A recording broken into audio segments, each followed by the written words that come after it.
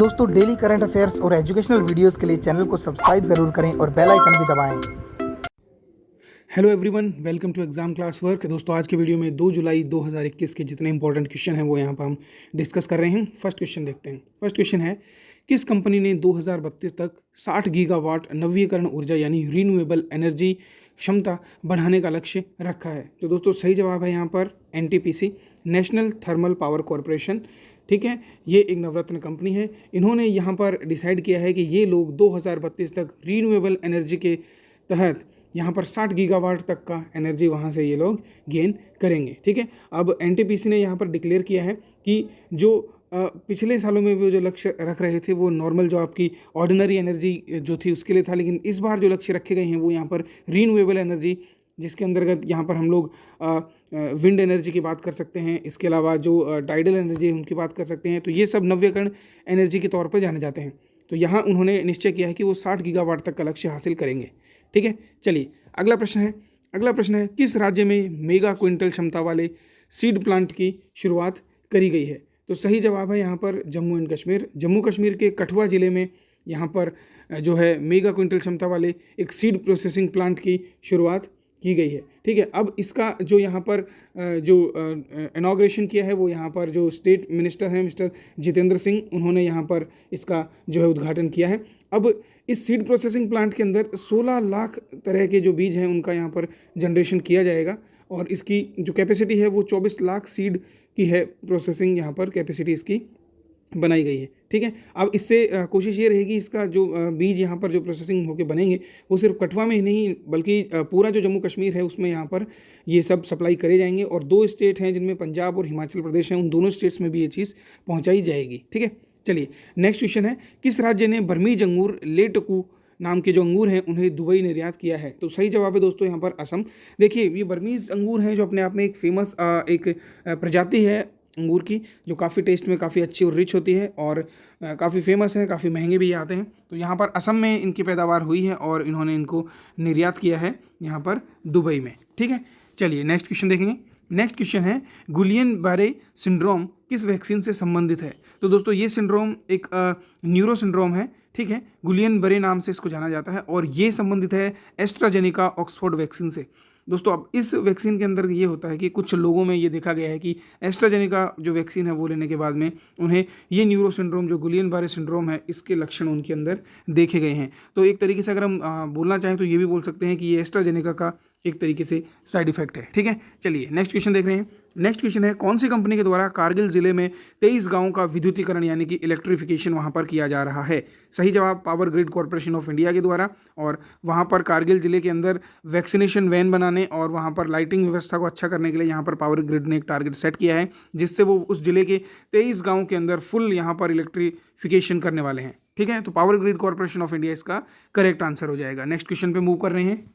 Next question है, hockey India ने किन 2 खिलाड़ियों को नॉमिनेट किया है फॉर खेल रत्न पुरस्कार? ठीक है, राजीव गांधी खेल रत्न पुरस्कार के लिए यहाँ पर हॉकी के 2 खिलाड़ियों को नामित किया है हॉकी इंडिया ने, जिसके अंदर श्रीजेश और दीपिका, ये दोनों प्लेयर हैं जो इंडिया को रिप्रेजेंट करते हैं इंटरनेशनल लेवल पे।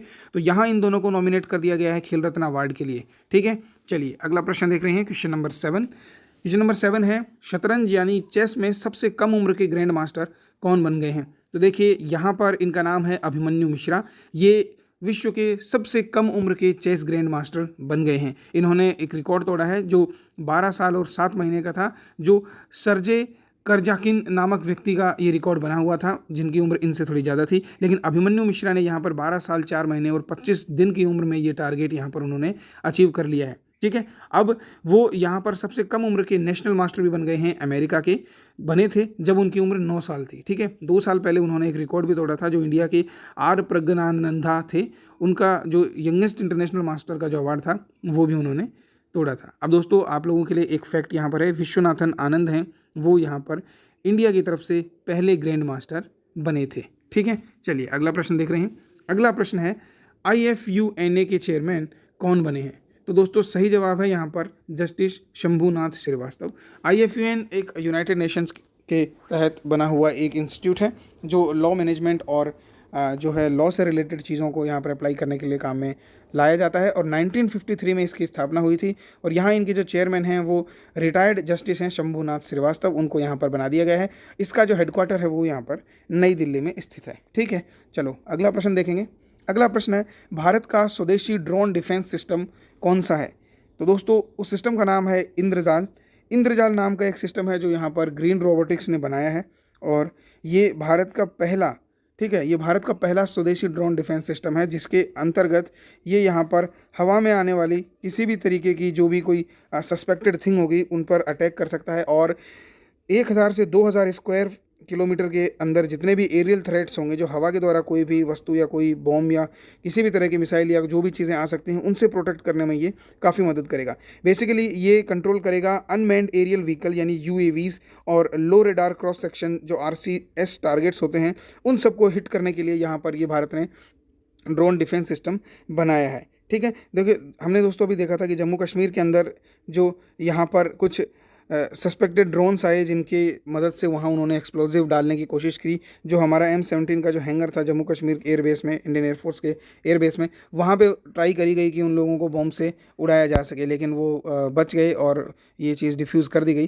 तो इसलिए अब भारत को यहाँ पर काफ़ी नीड है कि वो अपना ड्रोन डिफेंस सिस्टम यहाँ पर ईजाद करे, क्योंकि आजकल क्या हो रहा है, हर कंट्री, आपने इजराइल और जो गाज़ा पट्टी के ऊपर जो हुआ वो भी आप सब ने देखा होगा कि वहाँ पर किस तरीके से जब मिसाइल्स और डोम्स डाले गए थे तो उन ड्रोन को वहाँ पर हटाने के लिए उन्होंने, इजराइल ने अपना ड्रोन डिफेंस सिस्टम कितना बहुत ही अच्छे तरीके से यूज़ किया था, जिससे उनके ऊपर वो डिफेंस उन्होंने वो डिफेंस करते हुए पूरा का पूरा अटैक उन्होंने एकदम फेल कर दिया था। ठीक है, तो इसी तरीके से इंडिया को भी अब नीड है कि वो अपने खुद की इस तरह के सिस्टम बनाए, क्योंकि धीरे धीरे टेक्नोलॉजी काफ़ी एडवांस हो रही हैं और जो नेबरिंग कंट्रीज़ हैं उनके साथ हमारे रिलेशंस भी ज़्यादा अच्छे नहीं हैं, आप सब जानते हैं। तो ये अब it's high time to develop the own defence system. ठीक है, चलिए अब नेक्स्ट क्वेश्चन देख रहे हैं। नेक्स्ट क्वेश्चन और आज का लास्ट क्वेश्चन है, ग्लोबल साइबर सिक्योरिटी इंडेक्स में भारत कौन से स्थान पर आ गया है? अब देखिए भारत ने यहाँ पर चौथा स्थान हासिल कर लिया है और ये पहली बार हुआ है कि भारत यहाँ पर टॉप 10 में शामिल हो चुका है। और ये जो साइबर सिक्योरिटी इंडेक्स है ये रिलीज़ करी गई है इंटरनेशनल टेलीकम्युनिकेशन यूनियन यानी कि ITU के द्वारा 29 जून 2021 को यहाँ पर ये देखिए जारी करी गई है। इंडिया ने यहाँ पर 37 प्लेस ऊपर आए हैं। इससे पहले वो बहुत नीचे लगभग 41-42वें रैंक पर रहते थे, लेकिन इस बार उन्होंने बहुत अच्छा मूव दिखाते हुए यहाँ पर चौथा स्थान हासिल कर लिया है। अब ये दिखाता है कि हमारे यहाँ पर साइबर सिक्योरिटी के क्षेत्र में इंडिया ने अपनी जो है रैंक बरकरार रखी है। तो दोस्तों ये थे आपके 2 जुलाई 2021 के करंट अफेयर क्वेश्चंस। उम्मीद करता हूँ वीडियो आप सब लोगों को पसंद होगा। अगर पसंद है तो प्लीज़ लाइक कीजिए, शेयर कीजिए, कमेंट करके अपने सजेशंस पे आप मुझे दे सकते हैं। Wish you all the very best, bye bye.